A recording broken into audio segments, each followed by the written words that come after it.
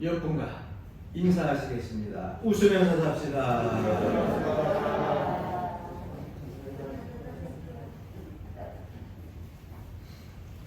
사람의 목소리 톤을 들으면 사람의 목소리 톤을 통해 가지고 그 사람이 에너지가 많은지 에너지가 적은지 아니면 기분이 좋은지 아니면 다운되어 있는지를 알 수 있다고 해요.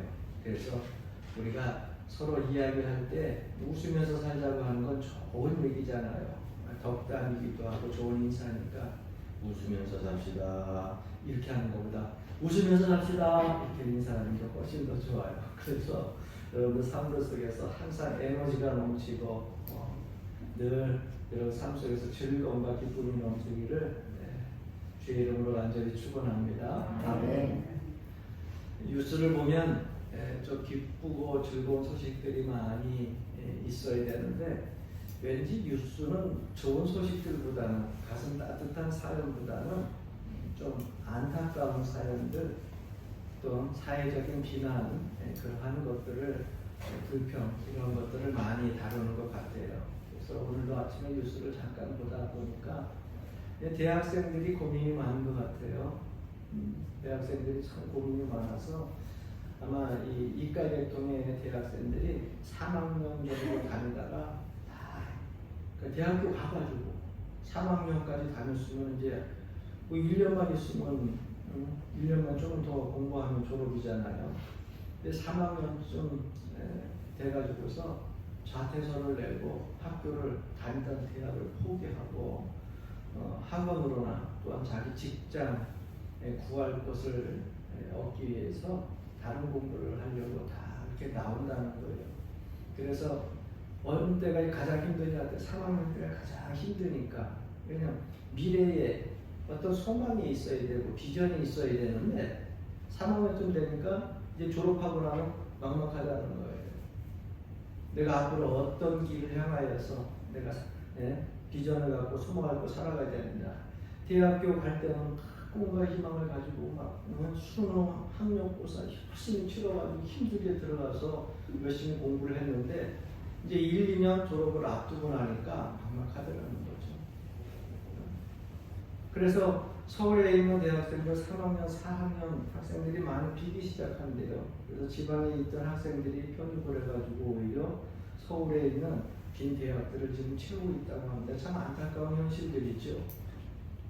또 한 가지는 뭐냐면 옛날에는 그래도 뭐 마약이 없어진 건 아니지만 늘 있었지만은 그래도 젊은 아이들은 그렇게 마약에 충동적으로 휩싸여 그렇게 해서 사회를 어지럽히질 않았는데 요즘에는 보니까는 이제 고등학생들까지도 마약을 숨겨가지고서 또 팔기도 하고 건네주기도 하고 그래서 이 청소년들 마약 하는 학생들이 너무 우리나라에 많이 늘었다는 거예요. 왜 이러한 살기 좋은 그런 나라가 됐는데 이러한 안타까운 소식들이 자꾸 들려지느냐. 살기 좋은 나라가 됐는데 젊은이들에게 있어가지고서 희망이 없다는 거예요. 옛날처럼 그냥 농사 짓고 쌀 가지고서 밥 한 끼 먹고 세 끼 먹으면 되는데 그런 생각이 아니라 요즘에는 사는 게 힘든 거예요. 나라의 빚도 자꾸 늘어나고 직장도 뚜렷한 것들이 보이지 않냐고 그러니까는 대학생들도 그렇고 그리고 또 청소년들도 이렇게 방황하는 모습들을 보게 됩니다. 그런데 여러분 우리 사람들이 사는 현실은요 이 현실, 이 한계를 이 범주를 벗어날 수가 없어요.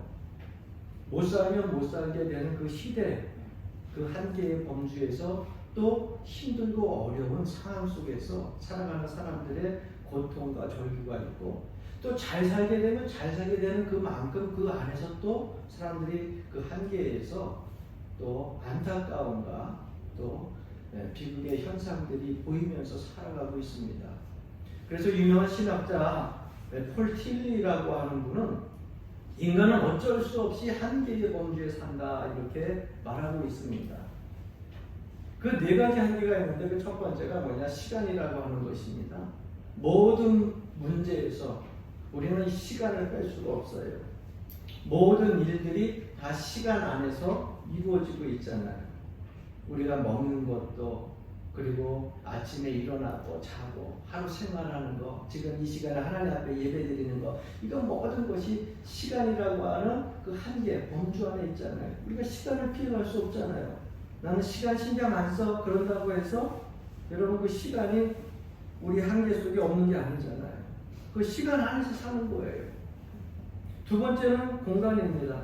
아무리 사람이 날뛰고 또 그리고 아무리 또 날아다니고 이 세상을 벗어나고 싶어 한다 그래도 제한된 공간이 있어요. 그 제한된 공간 안에서 우리가 사는 것이지 그 제한된 공간을 벗어날 수가 없어요. 우리가 지구를 벗어나면 살 수 있을까? 그 지구를 벗어나게 되면 그러면 여러분 무슨 다른 달나라라든가 무슨 화성이라든가 이곳에 가가지고서 우주에 가서 살 수 있지만 그 우주라고 하는 공간 아니잖아요. 그러니까 결국 벗어난다고 해도 결국 그 공간이에요. 이 천지 안에 있는 그 공간 안에서 벗어날 수가 없어요. 그게 제한적인 겁니다. 세 번째는 인간주의예요. 우리에게 제공되는 모든 원인 속에서 그 결과에 시달리고 또 그 결과에 쫓기면서 산다고 하는 것입니다.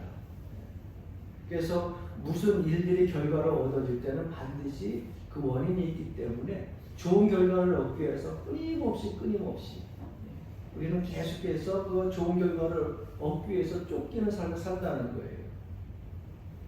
네 번째는 실체는 뭐예요?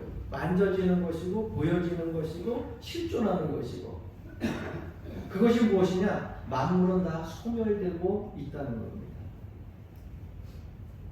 그 속에서 나를 찾아야 되는 거예요. 이 세상의 모든 만물들은 다 소멸되고 있는데 그 속에서 나를 찾는다는 게 쉽습니까? 내가 아무리 발버둥 쳐봐도 해는 1년 한 번씩 계속 넘어가요. 나이를 안 먹고 싶어도 계속 먹어요. 나는 안 늙고 싶어도 계속 늙어가고 있어요. 여러분 벗어날 수가 없어요. 그러다가 결국은 나중에 우리의 생명이 끝나는 것입니다. 이게 실존이고 실체입니다. 그러면 이러한 한계의 범주 안에 살면서 갈등도 고뇌도 가지고 있는데 어떻게 하면 우리가 이 안에서 좀 담대하게 또 보람있게 알차게 우리가 살아남을 수 있을까? 어떻게 하면은 이런 현실에서 벗어날 수 없지만은 좀 더 삶 속에서 우리가 다른 사람이 봤을 때 야, 저 사람 정말 잘 살았다. 저 사람 참 성공했다. 참 인생의 삶의 여정이 승리의 삶이구나. 이러한 소리를 들으면서 살 수 있을까? 많은 사람들은 그러한 소리를 듣고 또 그러한 것을 발견하고 싶어가지고 경제적으로 돈을 모으기 시작합니다. 그런데 그 돈이 많으면 될 것 같은가? 여러분 돈이 많으면 모든 것이 될 것 같은데 그렇지가 않더라고요. 많은 사람들이 돈을 우상으로 생각하고 물질이 모든 것을 다 해결할 것이라고 생각을 했는데 돈이 많아가지고서 많은 사람들이 오히려 그 돈 때문에 인간성이 무너지고 가정이 파괴되고 사회의 질서가 무너지는 그런 경우를 많이 보게 됩니다. 여러분 우리나라 나라의 빚이 좀 있다 할지라도 경제적으로 지금 이제는 10대 강국안에 들었어요. 얼마나 잘 사는 나라예요. 자녀들에게 여러분 부모들이 자녀들에게 돈 쓰는 것들이 여러분 적지 않습니다. 이전에는 힘들게 썼지만 요즘은 자녀들에게 부모들이요 이제는 많은 것들을 남겨줬어요. 그런데 그 자녀들이 더 온전하고 건전하고 그리고 바르게 그렇게 잘 자라났으면 좋겠는데 그 많은 돈과 물질들이 물려받게 되니까 그거 갖고 마약하고요. 그거 갖고서 차 타고 다니면서 오렌지족 그런 노릇하고요. 오히려 더 자녀들이 인간적인 모든 면들에서 망가지는 모습들을 보게 되는 거예요. 나중에 후회해서 이러면 안 되겠구나 하는데 이러면 안 되겠구나 할 때는 이미 늦은 거죠. 이러한 도전들을 우리가 이 시대에 계속 받고 있다는 거예요. 그래서 제가 좋아하는 리차드 포스터라고 하는 분은 돈, 그리고 성, 그리고 힘, 권력이죠. 이런 머니, 섹스 앤드 파워라고 하는 유명한 책을 썼는데 거기서 그는 사람이 받고 있는 영적인 도전이 있는데 그것이 바로 일곱 가지 악마적인 폭력의 도전을 받고 있다고 해요. 그 책에 있는 내용을 보게 되면 첫 번째는 재물이에요. 돈이라고 하는 것이 이제는 단순한 사람들이 사용하는 물질이 아니라 우상이 이루어졌다는 거예요. 그래서 무서운 힘으로 사람이 돈을 사용하는 것이 아니라 돈이 사람을 지배한다는 겁니다. 저도 목회를 하다 보니까 가끔 그런 경우의 사람들을 보게 됩니다. 이 사람은 참 돈이 없으면 참 괜찮은 사람인데 그 돈 때문에 사람을 버리고 그 돈 때문에 사람이 망가지는 그런 모습들을 보게 됩니다. 왜? 그 돈이 그 사람을 교만하게 했어요. 돈이 그 사람을 자기 도취에 빠지게 했어요. 돈이 그 사람을 이기주의적인 삶을 살게 했어요. 그래서 그거 아니면 차라리 참 괜찮은데 그것 때문에 모든 사람들을 멸시하고 모든 사람과 멀어지고 인격도 성품도 다 버려지는 모습들을 종종 보게 됩니다. 그게 참 무서운 힘을 가지고 있는 게 재물이라는 거죠. 그런데 그게 계속해서 우리에게 영적인 삶을 사는데 도전을 준다는 거예요. 두 번째는요, 섹스 그리고 파워라고 합니다. 요즘 많은 사람들이 유혹에 빠지는 것이요, 여러분 대개 보게 되면요 성적 유혹이 있죠. 그리고 파워, 힘, 권력. 그래서 자기 자신은 죽어가는지 모르는데 그것을 통해 가지고서 사회는 죽고요, 자기 인격도 파탄되어지고 있다고 하는 사실이에요. 간간에 계속해서 일어나는 일들 보게 되면 항상 그 나라의 문제는 뭡니까? 성폭력에 대한 문제들이 대두되고 있잖아요. 세 번째는 종교적 율법주의예요. 신앙생활을 하면서 많은 사람들이 서로 사랑하고 이용하고 도와줘야 되는데 이 종교적 율법주의라는 것은 뭐냐? 율법적인 것 가지고 내 마음과 생각은 변화되지 않냐고 이론적인 것만 가지고서 사람을 괴롭히는 거예요. 그래서 나는 교만해져가지고 나는 의인이고 다른 사람은 다 죄인이에요. 그래서 율법의 노예가 되다 보니까 하나님의 사랑을 알지 못하고요, 참된 진리 안에서 하나님께서 말씀하시는 그 말씀대로 우리가 살지도 못하면서 다른 사람들을 자꾸 비난하게 되니까 자기도 사실은 괴롭고 남도 괴로운 거예요. 네 번째는 과학주의예요. 여러분, 과학이라고 하는 것이요, 어떻게 보면 요즘 돈을 뛰어넘을 정도로 계속 쫓아오고 있어요. 돈만 우상이 아니라 요즘에는 과학도 우상이에요.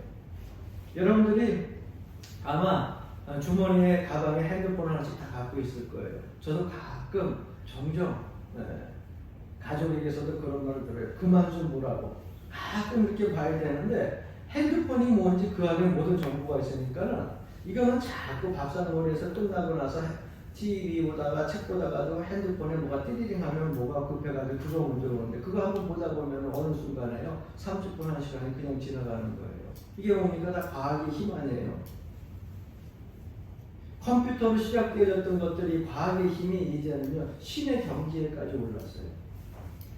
엊그저께 정기검진을 받으러 저 서울을 올라가는데 그 서울 올라가면서 전철을 내내 타고 가는데 여러분, 전철을 타다 보니까 늘 그러려니 생각을 했지만 제가 전철을 타고서 참 희한한 광경이라고 저는 봤어요. 사람들은 늘 일상의 모습인데 저한테는 너무 희한한 거예요. 전철을 하도 오랜만에 타가지고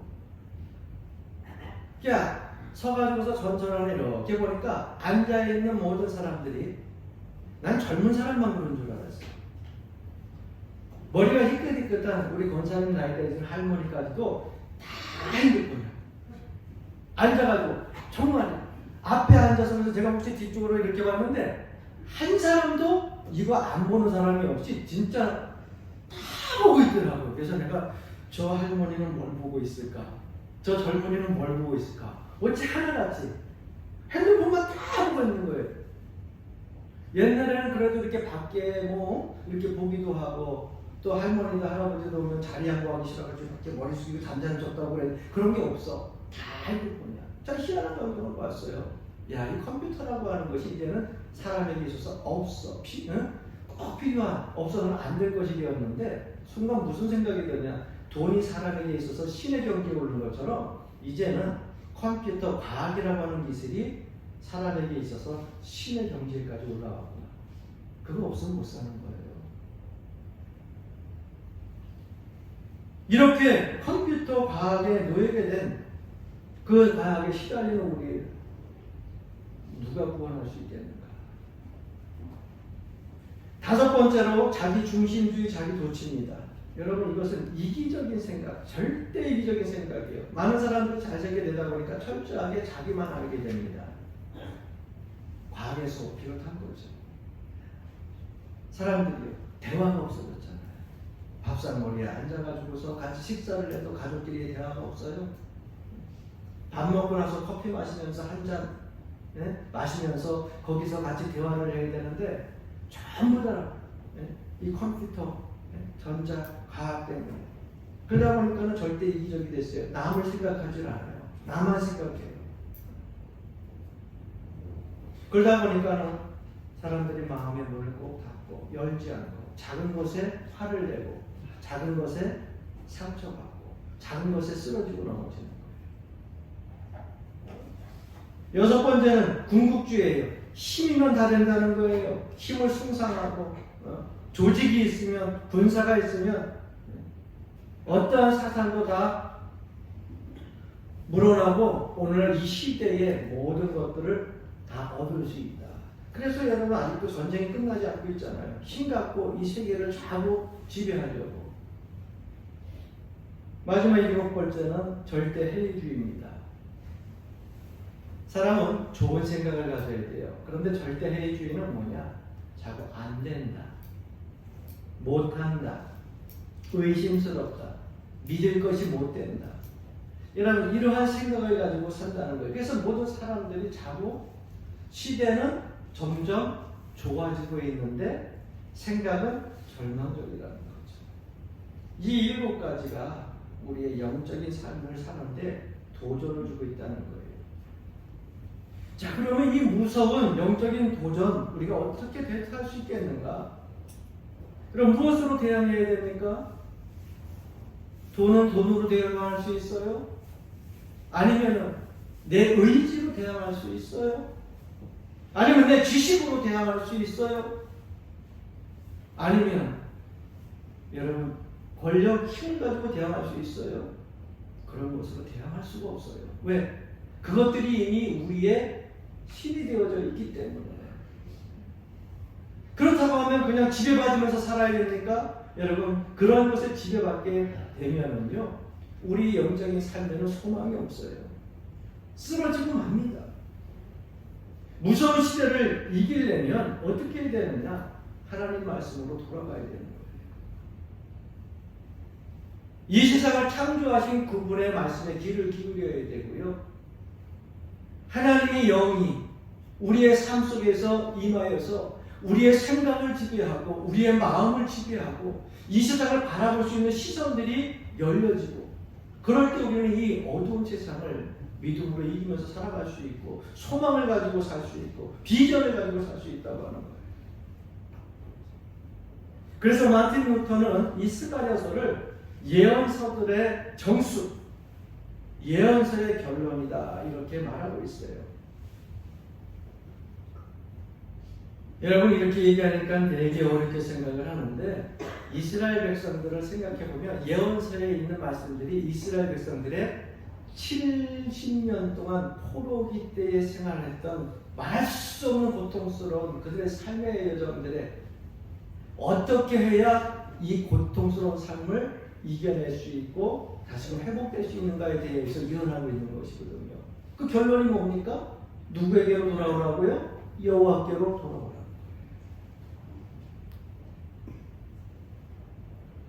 그래서 그들이 포로 귀환을 해가지고서 고레스 왕 때에 하나님의 은혜로 이스라엘에 돌아오게 됩니다. 그 엄청난 고난과 역경, 이방 나라에서 보내다가, 그래서 그들이 가장 먼저 하고자 했던 일들이 뭐냐? 성전을 짓는 일이에요. 하나님을 기억하고자. 그런데 성전을 지을 때 함께 지으면 좋은데, 그 당시에 유대인들이 성전을 지으려고 할 때에 사마리아 사람들이 우리도 도와주겠다. 그런데 유대인들은 선민의식을 가지고서 우리가 하나님의 성전을 짓는데 너희들의 도움이 필요 없다. 우리가 짓겠다. 그리고서 사마리아인들의 도움을 거부하게 됩니다. 그때 사마리아인들이 그것에 대하여서 우리를 사람 취급하지 않네, 앙심을 품고 유대 사람들이 성전을 지을 때 계속해서 방해하고 박해를 합니다. 그래서 성전 기초를 닦아놓고 성전을 지으려고 짓다가 몇 년을 그 성전을 못 짓고 냅두느냐? 자그마치 14년 동안. 14년 동안 성전을 짓지 못하고 있었어요. 우리 성전이 리모델링이 되어질 때 여러분 4개월 만에 된다고 했는데, 난 지금도 생각하면 너무너무 감사하고요. 들어와가지고서 하나님 앞에 찬송하다가도 눈물을 흘리고, 우리 양내를 가면서 매일매일 살펴봐도 지난 이 3년을 어떻게 보냈는가, 하나님의 은혜다라는 생각을요, 우리 양내를 할 때마다, 목사님 잃어버릴 때도 되는데 저는 잃어버려지지가 않아요. 4개월 만에 지어질 이 성전이 2년이 넘게 3년 가까이 계속해서 그렇게 긴 세월 동안 리모델링이 되어져가지고, 그 3년이라고 하는 세월이 얼마나 길었는지 몰라요. 아마 일평생 못 잊을 거야. 그 은혜와 감사도 잊지 못하죠. 그런데 14년이 14년. 14년 동안 성전에서 예배를 드리고서 하나님께 찬송을 해야 되는데, 그들이 14년 동안 성전 기초만 닦고 사마리아인들의 방해와 박해로 짓지를 못하고 있었어요. 그런데 14년이 흐른 그러한 그때에 하나님께서 학개와 스게라 선지자를 통하여서 이스라엘 백성들을 재촉하십니다. 왜 가난이 있느냐? 너희들이 고레스 왕을 통하여서 은혜를 받아가지고서 70년 만에 포로에서 귀환해가지고 하나님의 성전을 지으라고 명령했는데, 너희들이 이 성전을 통하여서 하나님의 축복을 받게 되고 하나님의 말씀을 듣게 되고 회복될 것이라고 했는데 왜 성전을 짓지 않고 그렇게 있느냐? 하나님께서 학개와 스가랴 선지자를 통하여서 재촉하시는 거예요. 저들은 생각합니다. 하나님, 포로에서 돌아왔는데 우리가 가진 게 뭐가 있습니까? 힘이 있어야죠. 물질이 있어야죠. 정치가 안정되고 어떤 조직적인 그런 군사력도 가지고 있어야죠. 내가 살 집도 없는데 지금 무슨 성전을 짓습니까? 저희 모든 백성들이 가지고 있던 생각일 거예요. 그런데 하나님께서는 말씀하셔요. 너희들이 살 집을 먼저 지으면서 하나님의 성전은 지을 생각하지 않는구나. 너희는 먹을 양식을 위하여서 먼저 이렇게 힘써 일하면서 하나님의 성전에 헌신은 하지 않는구나. 여러분 보십시오. 이스라엘 백성들이 포로 귀환에서 돌아와서 현실은 너무너무 난감해요. 왜? 정치, 경제, 그 다음에 사회, 문화 모든 면에서 있어가지고서 성전을 지을 그러한 가능성이 전혀 없는 현실이에요. 모든 것이 여러분 도움이 되지 않습니다. 하나님의 성전 여러분 맨손으로 져요? 물질이 있어야 질 거 아니에요. 짓는 사람, 힘들이 있어야 될 거 아니에요. 뭔가 안정이 돼야 될 거 아니에요.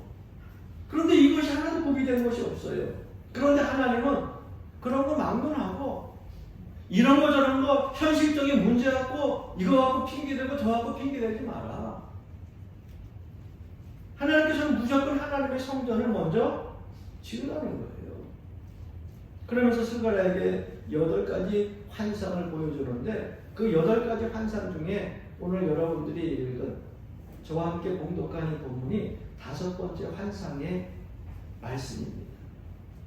등대가 보이고 감람나무가 보입니다. 여러분 등대는 무엇을 의미할까요? 빛을 의미합니다.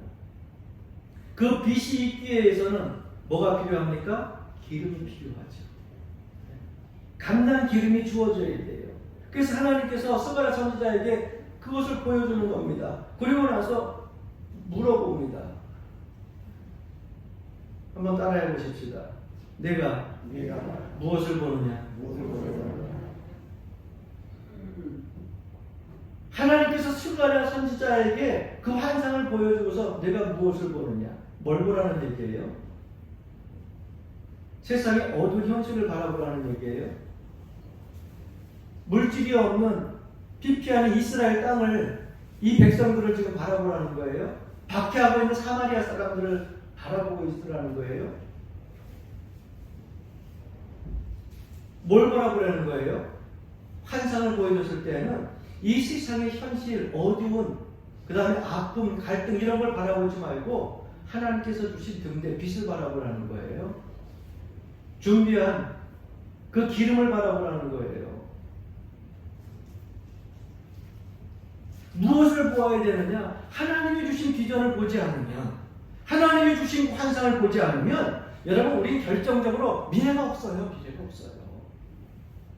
하루하루 사는데 뭔 소망이 있겠습니까? 하나님께서 우리에게, 하나님의 자녀에게 약속해 주신 그 약속을 바라봐야 이 현실 속에서 소망을 가지고 살 수 있지 않겠어요? 물가가 계속 치솟습니다. 경제가 뭐 좋다고 잘 사는 나라라고 하지만은 매일매일 사는 거 보면 그 삶 속에서 여러 가지 힘든 일들이 한두 가지가 아니에요. 기후 이상 기후 때문에 계속해서 사는 사람 점점 힘들어지고요. 가난한 자는 더 가난해지고요. 같이 잘 살았는데 부유한 사람은 한없이 부유해지고 왠지 소외감 느껴지고 차별감을 느끼는 것 같고. 그런데 그런 세상을 바라보면 우리가 무슨 소망을 가지고 살 수 있겠어요? 그러니까 하나님은 스가랴 선지자에게 질문하는 겁니다. 내가 무엇을 보느냐? 스가랴 선지자가 거기에 대해서 대답을 하니까 하나님께서 또 물으셔요. 내가 이것들이 무엇인지 알지 못하느냐? 보여주는 것들을 보고서 그것을 보고 깨달아야지, 깨닫지 못하게 되면 아무 소용이 없어요. 하나님 말씀이 들려질 때, 하나님 말씀이 우리 심령밭에 떨어질 때 깨달아져야죠. 101,000가지의 수많은 하나님의 말씀이 우리의 심령밭에 떨어질 때에 그걸 깨달아지지 않으면 아무 소용이 없어요. 인터넷에 떠돌아다니는 수많은 설교자들이 아무리 설교를 해도 수백 편의, 수만 편의 설교를 들어도 그것을 통해서 내가 은혜 받지 못하면 아무 소용이 없다고 하는 거예요. 그래서 오늘 이 본문은 하나님께서 이 점을 가르쳐주고 계시고 있는 겁니다. 오늘 현실을 바라보고 극복할 수 있는, 이길 수 있는 힘과 능력은 어디에서 오느냐? 오직 하나님의 영으로부터 온다는 거예요. 오늘 6절 말씀 다시 한번 보게 되면 그가 내게 대답하여 이르되 여호와께서 스룹바벨에게 하신 말씀이 이러하니라. 만군의 여호와께서 말씀하시되 이는 힘으로 되지 아니하며 능력으로 되지 아니하고, 한번 따라 하십시다. 오직 나의 영으로 되느니라. 나의 영으로 되느니라. 오직 누구의 영으로? 하나님의 영으로, 성령의 능력으로. 여러분 여기 힘이라고 하는 것, 이는 힘으로 앞에 나오는 것, 힘으로 되지 않는 건 뭐예요? 조직의 힘이라고도 얘기할 수 있고요, 군사의 힘이라고도 얘기할 수 있고요, 사람의 힘이라고도 할 수 있어요. 인간의, 집단의 그런 조직의 힘, 이것으로 안 된다는 거예요. 성경은 분명히 말씀하고 있어요. 그 힘으로 안 된다는 거예요. 또 능력으로도 안 된다 그랬는데, 능력은 코아하라고 하는 그러한 어원으로서 우리에게 있어서 육체적인 힘, 완력, 건강한 힘을 말하고 있어요. 그러니까 우리의 능력으로도 안 돼, 재능 가지고도 안 돼, 지식 가지고도 안 돼, 물질 가지고도 안 돼. 여러분 사람의 힘이 있으면은 삼손만큼 힘이 있겠습니까? 성경에 기록되어 삼손 어마어마한 힘을 가졌잖아요. 지금 이 근육이 울퉁불퉁 나온 그런 근육가들이요 아무리 힘세다 할지라도요 삼손이 무너뜨린 그 블레셋의 그 성전 그건 무너뜨리지 못하죠. 꿈쩍이나 하였어요. 그러니까 삼손은 어마어마한 힘을 가진 사람이에요. 그래서 여러분들이 잘 아시는 가방 비싸고 좋은 가방이라고 해서 세계적으로 유명한 가방이 있어요. 그 가방이 어떤 브랜드를 가지고 있냐면 샘소나이트라고 하는 브랜드를 가지고 있어요. 그 샘소나이트가 그 어원이 어딘 줄 아세요? 바로 삼손이야. 그런데 샘소나이트 그거 브랜드를 창조한 회장이 삼손이라고 그대로 쓰지 않고 그 삼손을 자기네 브랜드로 가지고 와가지고 샘소나이트로 바꾼 거예요. 그 샘소나이트의 뜻이 뭔지 아세요? 삼손이 어릴 때 막강한 힘. 그러니까 여러분 샘소나이트는 찔기다고 그러잖아. 찢어지지 않고 단단하고. 그래서 샘소나이트야. 그런데 그렇게 힘이 있었던 삼손도 어디가 약했어요? 내적인 힘이 없었어요. 여러분 우리가 이 세상을 살아가는 것은요 외적인 힘으로 살아가는 게 아니라 보이는 현실 속에서도 내적인 힘으로 살아가는 거예요. 내적인 힘이 없으면 이 내적인 힘이 어디서 나옵니까? 하나님께서 주시는 영, 그 영에서 나오는 거예요. 그 영적인 힘을 가지고 살아야지 그거 없으면은요 다 무너져요. 건강 여러분 자랑할 거 없어요. 하루아침에 건강하다 그래도 어느 날 하루아침에 그 건강이 무너지는 게 육체의 힘이에요. 그러나 내적인 힘이 강하면 우리가 육신이 조금 힘들어도 이겨낼 수 있다고 하는 거예요. 저는 우리 성도님들이 좀 다리도 아프고 허리도 아프고 머리도 아프고 손도 아프고 그렇게 여기저기 아픈 곳이 있다 할지라도 여러분 내적으로 영적으로는 강건하기를 주의 이름으로 간절히 축원합니다. 힘으로도 아니 되고 능력으로도 아니 되고 오직 하나님의 영으로 가는 거다는데 그 하나님의 영이 뭐예요? 바로 성령을 의미하고 있어요. 그 성령이 우리의 심령에 임하게 되면은 여러분 우리가 의롭다함을 얻고 하나님의 말씀이 믿어지고요. 하나님의 약속이 보이기 시작하고요. 내가 구속하신 그 사랑 안에서 거한다고 하는 사실을 깨닫게 되고요. 매 순간순간마다 하나님의 자녀라고 하는 그 사실을 잊지 않고 확증하면서 살아가게 되는 거예요. 그 성령의 능력을 가지고 우리가 살면 여러분 걸어 다녀도 아픈 줄 모르는 거예요. 이 어두운 세상 갈등 힘든 일이 많아도요 힘든 줄 모르고 사는 거예요. 왜? 내적인 힘이 있기 때문에.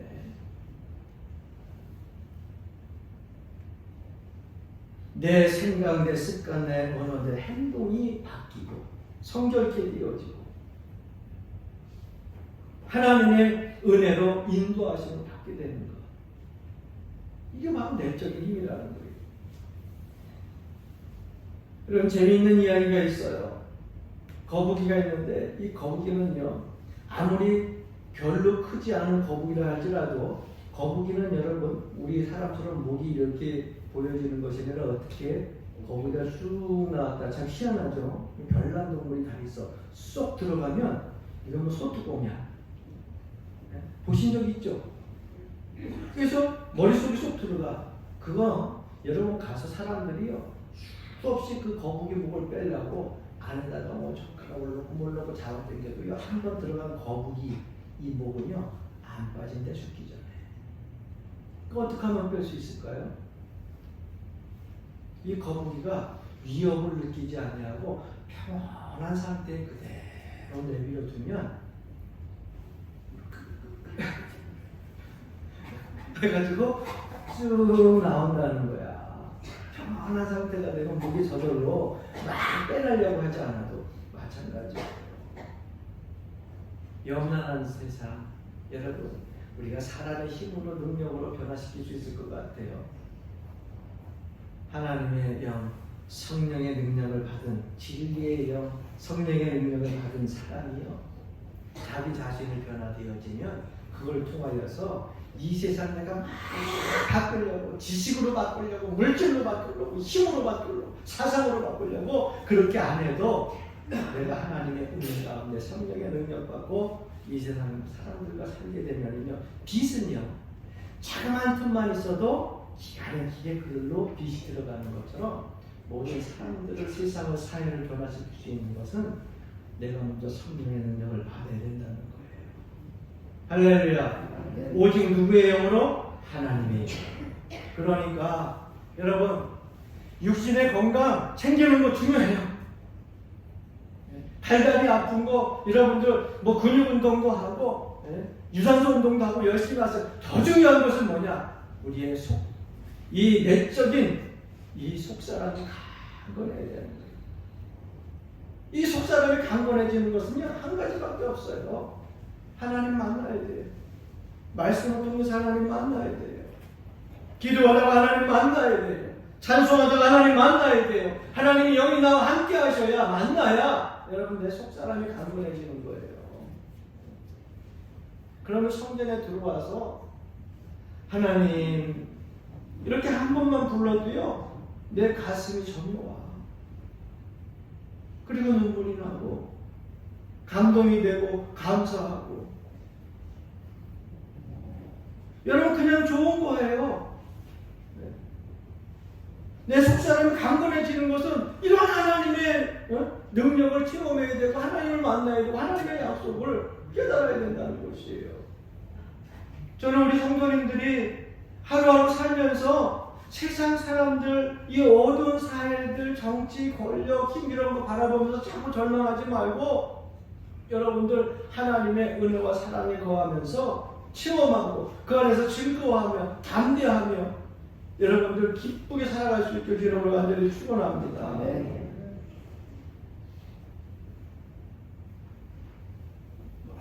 여러분들이 잘 아시는 베드로도 3년 동안 예수님과 함께 있으면서 많이 듣고 많이 경험하고 배웠지만은요, 부활하신 주님을 만나 뵙고 나서도요, 그는 갈릴리의 물고기 잡으러 다시 본업으로 돌아갔어요. 왜? 자기 자신을 너무 잘 알기 때문에. 그런데 그 베드로가 어느 순간에 예수님을 죽였던 그 빌라도 법정가 그곳에 서가지고서요, 수많은 사람들에게 담대하게 하나님의 말씀을 목숨 걸고 전합니다. 그 순간 수많은 사람들이 회개하고 돌아오고 주님 앞에 돌아와서 함께 찬송하는 모습들을 우리가 보게 되잖아요. 이러한 담대함이 어디에서 생겼어요? 칼을 잘 써서요? 힘이 있어서? 지식이 있어서? 아니에요. 속사람이 강건해지니까, 하나님의 영이 임하니까, 주의 성령의 은혜를 체험하고 나니까 그 다음에는 담대해지게 되고, 그를 통하여서 위대한 역사가 일어나게 되는 것입니다. 사랑하는 성도 여러분, 만군의 여호와께서 말씀하시되 이는 힘으로 되지 아니하며 능력으로 되지 아니하며 오직 나의 영으로 되느니라 말씀했습니다. 우리 문제, 이 모든 문제 해결이 어디 있다고 생각합니까? 오직 하나님의 영으로 된다고 하는 것을 잊지 마시기 바랍니다. 그래서 내 순간순간 성령의 은혜와 능력을 가지고 나에게 주어진 사명을 주님 앞에 서는 날까지 잘 감당하면서 살아갈 수 있기를 주의 이름으로 간절히 축원합니다. 아멘.